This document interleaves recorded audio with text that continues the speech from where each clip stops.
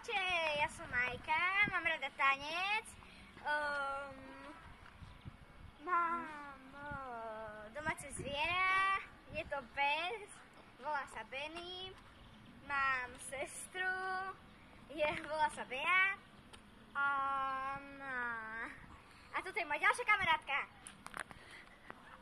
Čaute, ja som Ema, mám sestru, volá sa Nina, mám domáce zviera, je to morča, je čiernej farby, má asi tak 3 roky, mám ho rada a volá sa Filip.